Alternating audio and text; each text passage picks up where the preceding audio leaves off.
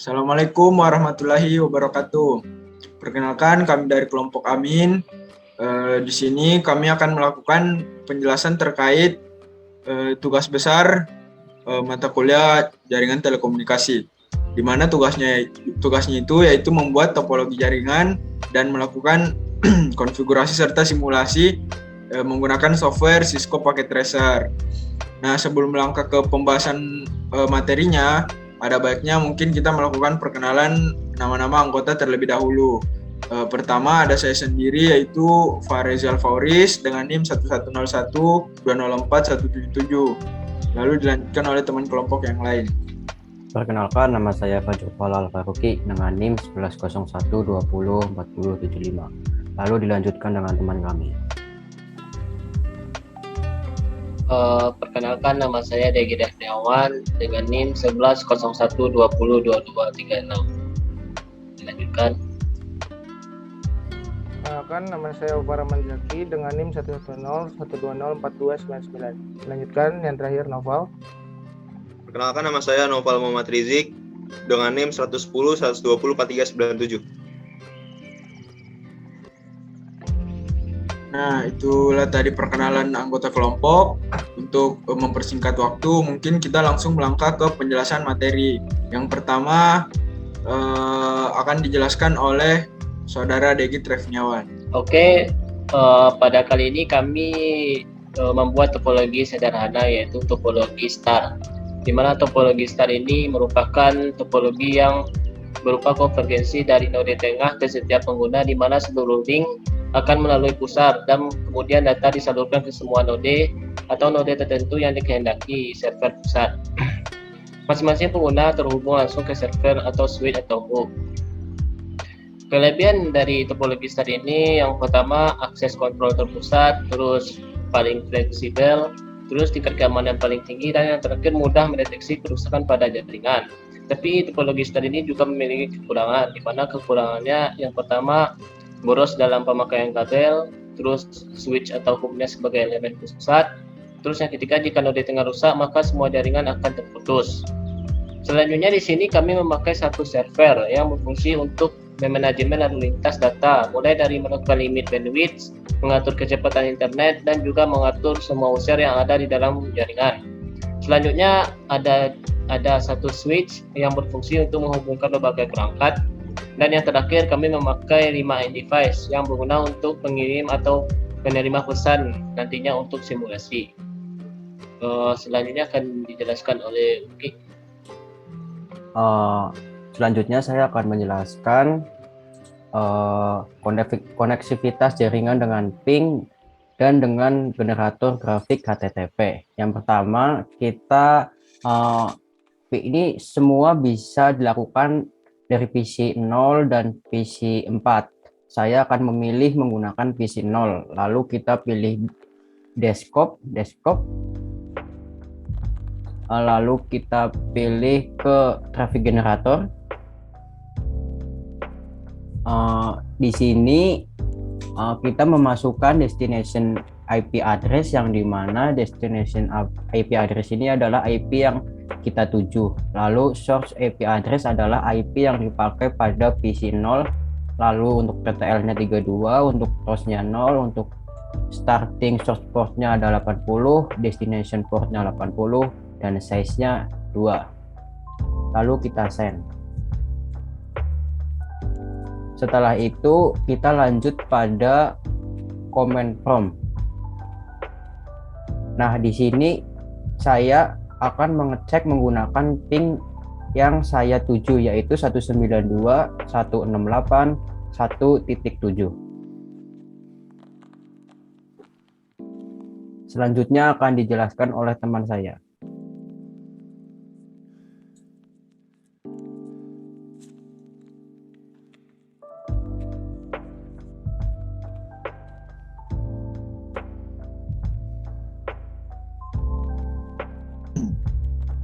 Nah, selanjutnya di sini kita masuk ke jenis protokol. Jenis protokol pertama itu ada jenis protokol ICMP. Nah, di mana ICMP itu sendiri gunanya yaitu untuk umumnya digunakan sebagai mengirim pesan antar satu komputer atau pengguna ke pengguna yang lain. Selanjutnya akan dilanjutkan oleh Naufal Muhammad Rizik.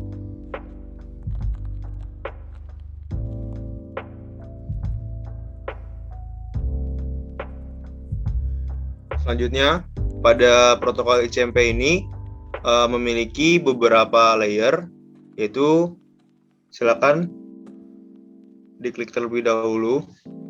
Nah, di sini pada ICMP ini memiliki 3 layer, di mana layer pertama itu adalah physical layer, yaitu sebagai media transmisi terhadap bit data, di mana yang bisa kita sendiri digunakan yaitu adalah post fast Ethernet 0.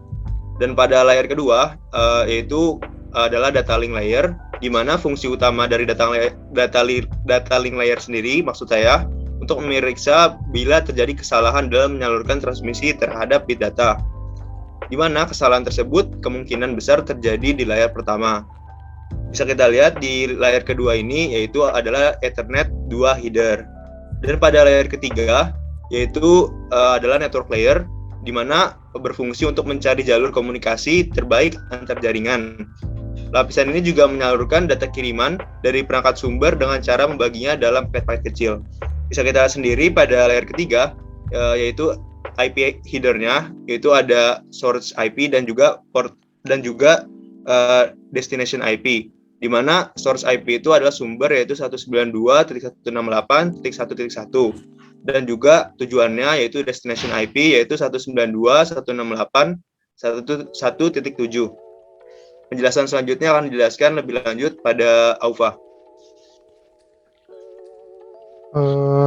Halo, selanjutnya kita akan menjelaskan inbound dan outbound. Sebelumnya inbound dan outbound ini seperti in layer atau out layer gitu. Tetapi di sini ini lebih detail dibandingkan out layer atau in layer gitu. Nah, kita sekarang masuk di inbound yang pertama. Pada inbound di sini terdapat Ethernet IP dan ICMP, dan yang terakhir adalah variable size PDU. Nah, kita mulai dari Ethernet. Di Ethernet ini terdapat destination address, source address, variable, type A, data, FCS. Nah, di sini terlihat ada angka-angka yang dituju gitu kira-kira. Ini dan angka ini yang sudah ada di simulasi. Kemudian kita masuk ke IP. Di IP ini kita memakai versi 4. Nah, setelah itu di sini juga ada search IP dan destination IP yang tadi sudah dijelaskan oleh teman saya, Uki. Tadi dia sudah menjelaskan destinasinya kemana dan dari mana. Jadi di sini semua terdetek di IP. Nah, kalau di ICMP hampir sama juga. Di sini terdapat type, code, checksum, dan lain-lain. Nah, kira-kira seperti untuk inbound. Sekarang kita masuk ke outbound. Nah, pada outbound isinya hampir sama karena memang datanya hampir sama. Sedang yang berbeda hanyalah angka dari destination address, source address, dan beberapa lainnya. Hanya sedikit perbedaan dengan inbound. Ya, sekian dari penjelasan ICMP. Selanjutnya akan dilanjut oleh Farezi.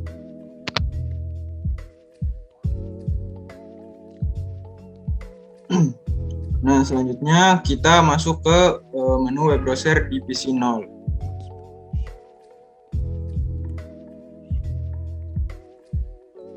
Nah, kemudian kita memasukkan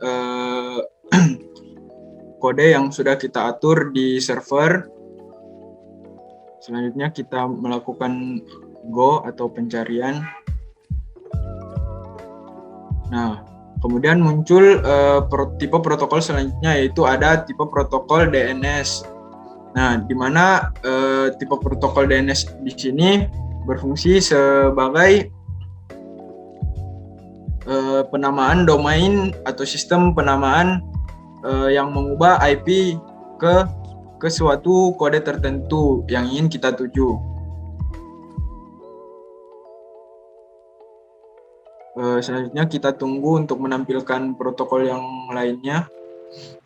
Nah, di sini sudah muncul juga yaitu protokol TCP, di mana protokol TCP sendiri itu berfungsi untuk melakukan transfer data antar komputer atau antar pengguna ke pengguna lainnya.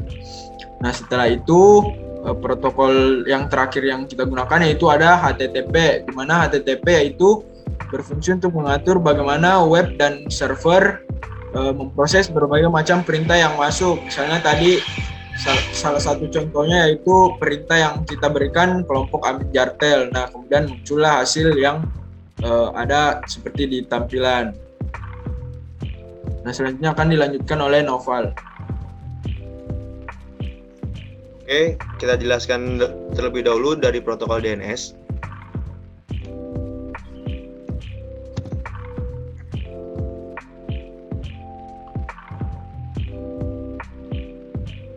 Oke, protokol DNS yaitu memiliki beberapa layer, terdiri dari layer 1, layer 2, layer 3, layer 4, dan sampai layer 4, lalu layer 7. Di mana ini adalah terdapat application layer. Seperti yang saya jelaskan sebelumnya, pada layer 1 sampai layer 3, yaitu layer 1 adalah physical layer, yaitu ada Fast Ethernet 0, lalu pada di layer 2, yaitu data link layer, yaitu Ethernet 2 header, lalu pada layer 3, yaitu network layer, yaitu ada source IP dan juga destination IP, yaitu source IP-nya 192.168.1.1 dan juga destination IP 192.168.1.7. Lalu ada layer 7. Layer 7 adalah application layer, yaitu saya akan jelaskan terlebih dahulu. Application layer adalah lapisan yang menjadi pusat terjadinya suatu interaksi antara pengguna dengan aplikasi yang bekerja menggunakan fungsionalitas sebuah jaringan. Pada DNS ini, di layer 7 yaitu tipe datanya sendiri, yaitu protokol DNS. Lalu lanjut ke inbound dan outbound yang akan dijelaskan lebih lanjut kepada Aufa. Terima kasih Noval sudah menjelaskan posisi layer. Nah, kita masuk lagi ke inbound dan outbound ya. Nah, di sini untuk DNS, inbound-nya terdapat Ethernet, IP, UDP, DNS message, DNS query, dan kita mulai dari Ethernet. Nah, di Ethernet ini masih sama dengan penjelasan saya yang sebelumnya. Terdapat destination address, source address. Nah, ini destination dan source address ini tadi untuk di mana destinasinya, alamatnya ada di mana gitu. Dari si PC yang akan kita tuju atau endpoint. Nah, kira-kira seperti itu. Kemudian kita masuk ke IP. IP masih sama menggunakan versi 4. Kemudian ada source IP, ada destination IP, dan sebagainya. Di sini ada UDP, DNS message, dan DNS query. Nah, di sini ada DNS query, yaitu seperti nama yang kita cari gitu, yang kita cari di web browser.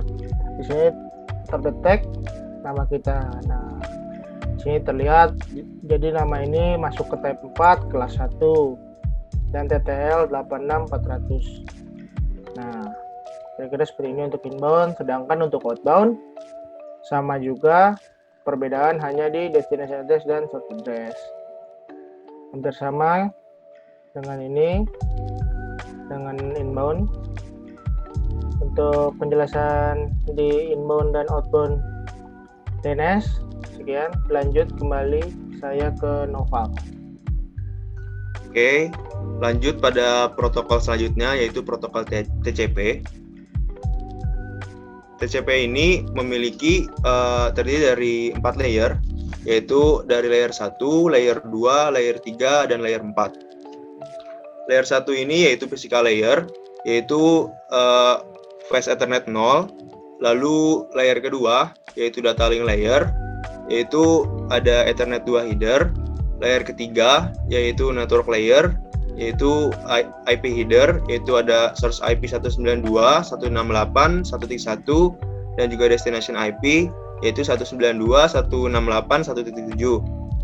Lalu ada layer 4. Layer 4 itu transport layer, yaitu fungsinya yaitu sebagai untuk menyalurkan bit.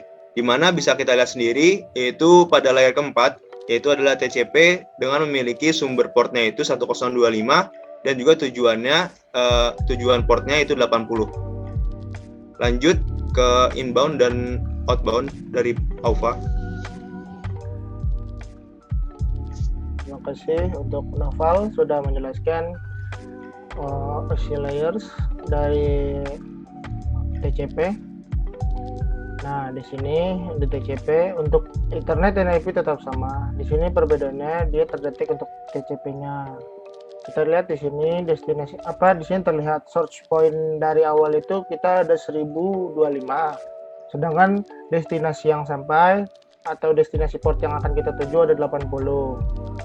Nah, di sini terlihat ya ada urgent, ada window, ada checksum. Nah, kira-kira angka-angkanya ini terdapat ketika simulasi ini berjalan dan mereka terdetek di PDU details-nya, kira-kira seperti itu.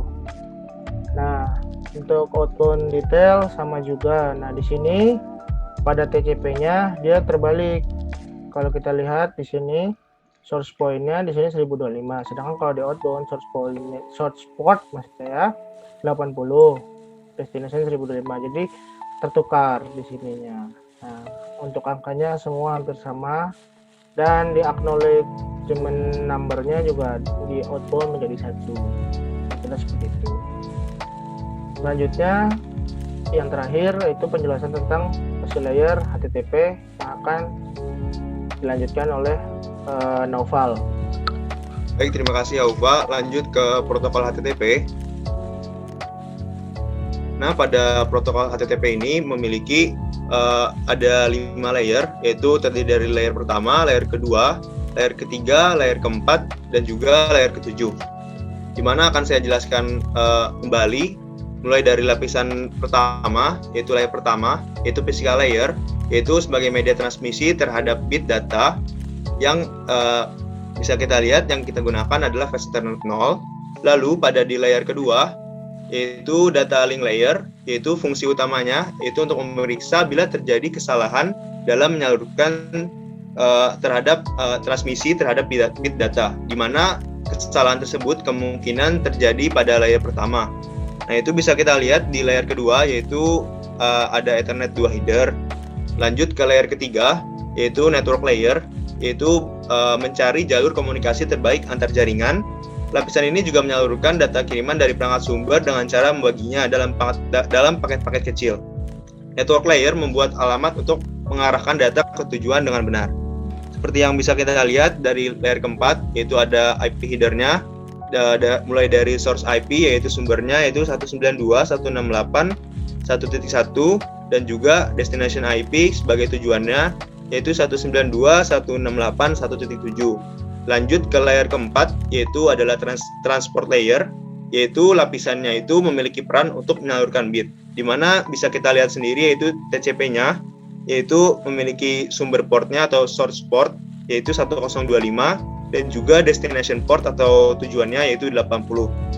Lalu pada di layer ketujuh ini, saya akan jelaskan lagi, itu adalah application layer. Application layer adalah lapisan yang menjadi pusat terjadinya suatu interaksi antara pengguna dengan aplikasi yang bekerja menggunakan fungsionalitas sebuah jaringan, di mana bisa kita lihat tidak ada nama karena masih alamat bawaan IP server.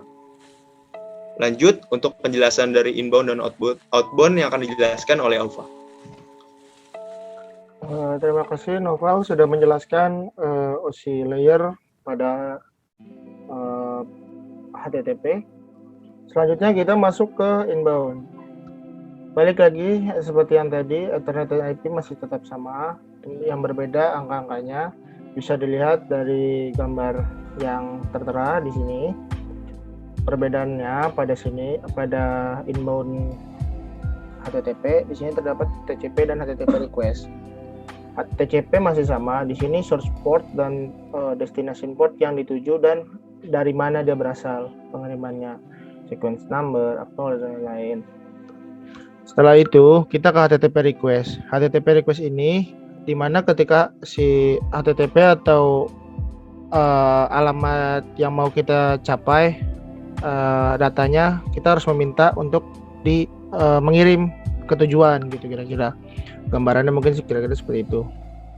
Kita masuk ke outbound, hampir sama, bisa dilihat di gambar angka-angkanya, IP-nya juga tertera. Nah, di sini seperti tadi di TCP, di sini juga terbalik. Source port menjadi 80 dan destination port menjadi 1025. Kita bisa lihat ya di sini. Kemudian HTTP response. HTTP response ini untuk menerima data yang di request dari sebelumnya. Jadi requestan itu akan dikirim dan akan masuk dan akan direspon, dan kita akan melihat di sini content length menjadi 338. Nah, kira-kira itu penjelasan dari saya dan kelompok saya untuk tugas besar kali ini. Jika ada salah informasi atau salah kata, mohon dimaafkan. Sekian dari kelompok kami. Wassalamualaikum warahmatullahi wabarakatuh.